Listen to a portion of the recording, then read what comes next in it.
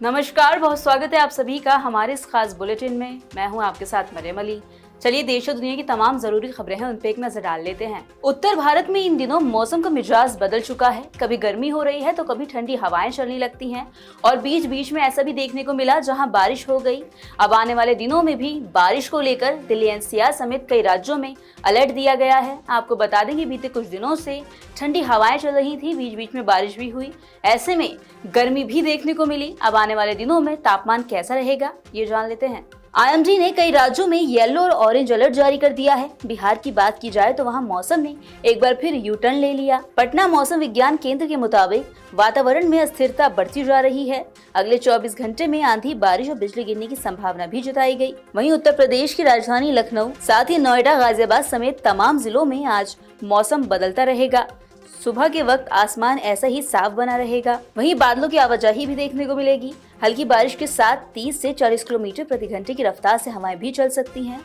उधर रविवार को अधिकतम तापमान 35.7 डिग्री और न्यूनतम तापमान 20 डिग्री सेल्सियस दर्ज किया गया। बता दें कि पिछले पश्चिमी विक्षोभ के प्रभाव खत्म होने के बाद तापमान में 2 से 3 डिग्री की बढ़ोतरी देखने को मिली। उधर पहाड़ी इलाकों की बात की जाए तो उत्तराखंड में मजबूत पश्चिम विक्षोभ की सक्रियता की वजह से मौसम का मिजाज बदल गया।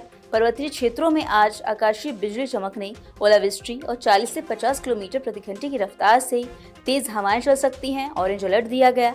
उधर देहरादून समेत मैदानी इलाकों में बादलों की आवाजाही के साथ तापमान में बढ़ोतरी दर्ज की जा सकती है। ईरान, इजराइल और यूएस के बीच जो युद्ध चल रहा है, इसी को लेकर भारत में सभी जगह एलपीजी की किल्लत देखने को मिल रही है। इसी बीच आपको बता दें कि केंद्र सरकार ने बीते दिन एक बड़ा फैसला लिया। उन्होंने नोटिफिकेशन जारी कर केरोसिन के जो नियम है उनमें ढील दी है, बदलाव किए हैं। क्या है ये बदलाव, जान लेते हैं। केंद्र सरकार ने घरों तक केरोसिन पहुंचाने में आसानी के लिए पेट्रोलियम सुरक्षा और लाइसेंसिंग नियमों में ढील दे दी है। इसका मकसद घरों तक केरोसिन की सप्लाई में तेजी लाना है। ईरान युद्ध की वजह से दुनिया भर में ऊर्जा की सप्लाई बाधित हुई है। इसी को देखते हुए ये कदम उठाया गया। इन उपायों से 21 राज्यों और केंद्र शासित प्रदेशों में घरों तक खाना पकाने और रोशनी के लिए केरोसिन की एड हॉक सप्लाई संभव हो पाएगी। वहीं नोटिफिकेशन के मुताबिक केंद्र सरकार ने घरों तक केरोसिन पहुंचाने में आसानी के लिए पेट्रोलियम सुरक्षा और लाइसेंसिंग नियमों में ढील दे दी।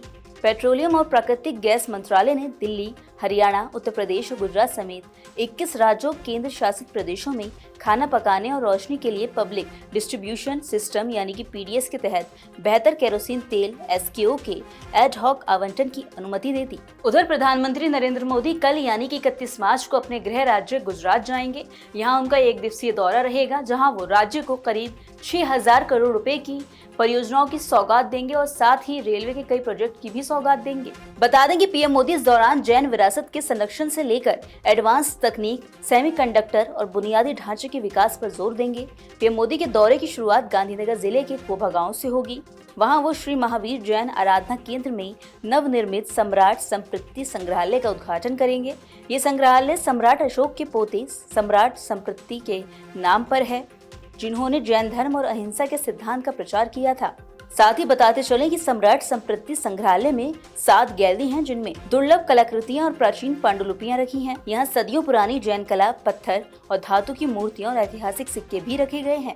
जैसा कि हम आपको लगातार बता रहे हैं कि ईरान, अमेरिका और इजराइल के बीच जो वॉर चल रहा है, इसको लेकर ईरान लगातार खाड़ी देशों पर बीच बीच में अटैक करता है। अब एक अपडेट सामने आया है। आपको बता दें कि बीते दिन यानी कि 29 मार्च को ईरान ने कुवैत पर मिसाइलों और ड्रोन से हमला कर दिया। कुवैत की ओर से रविवार को जारी एक आधिकारिक सैन्य बयान के मुताबिक ईरान की तरफ से 14 बैलिस्टिक मिसाइलें और 12 ड्रोन दागे गए।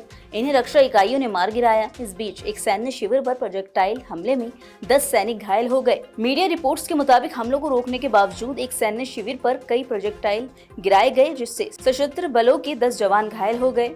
हमलों के दौरान एक निजी लॉजिस्टिक्स कंपनी के गोदामों को भी निशाना बनाया गया। कुवैत के अधिकारियों ने कहा कि वायु सुरक्षा प्रणालियां हाई अलर्ट पर हैं और आगे के खतरों का सामना करने के लिए पूरी तरह तैयार हैं।